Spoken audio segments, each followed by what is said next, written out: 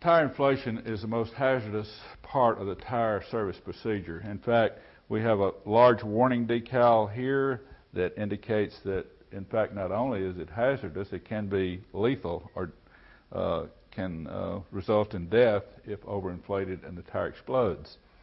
Particularly of significance within the warnings would be never exceed 40 psi while seating the beads.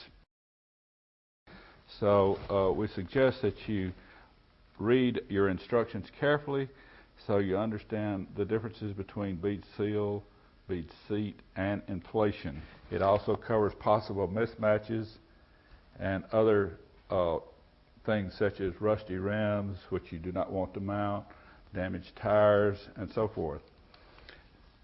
On the side of the machine, we have the inflation pedal, or the pedal that controls inflation.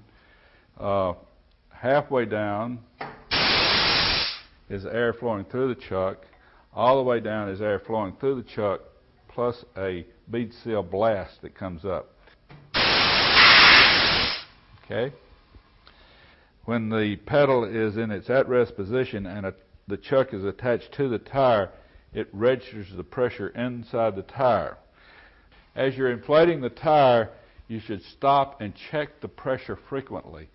And your end pressure should be that pressure that's identified on the placard of the vehicle and not the pressure that's identified on the tire.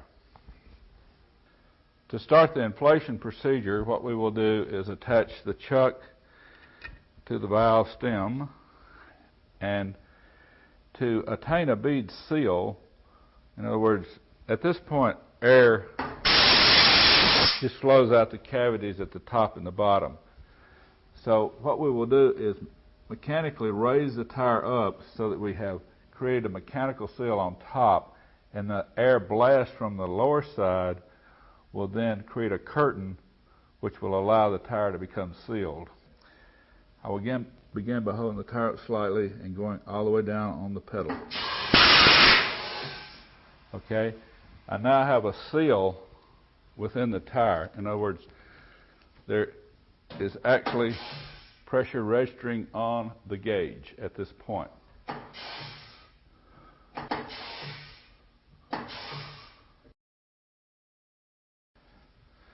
Now, the next stage of inflation is to bead seat, and this is the point where the bead moves to its resting position on the rim. If you'll notice here, this tire is not bead seated yet. We only have a small amount of pressure in the tire. We will continue to inject air in until we actually have bead seat. At this point, we have the tire sealed. In other words, we are holding pressure within the cavity of the tire. Now is the time to move back from over the tire. In other words, stay out of this trajectory of the tire as it bead seats, because the tire could possibly explode if it is overinflated. I will continue to inject air in to the tire until we have achieved a bead seat,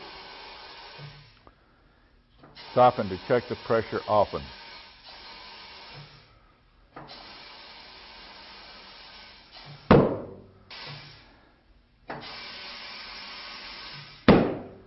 The tire has now reached its final position on the wheel. That occurred at about 16 psi.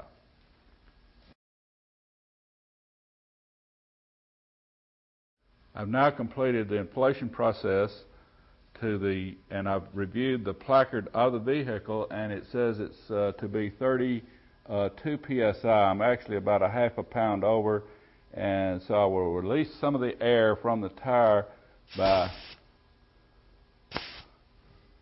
adjusting, allowing some of the air pressure to be released with the release valve. Okay. This completes the tire service procedure on the Coates 7050 tire changer.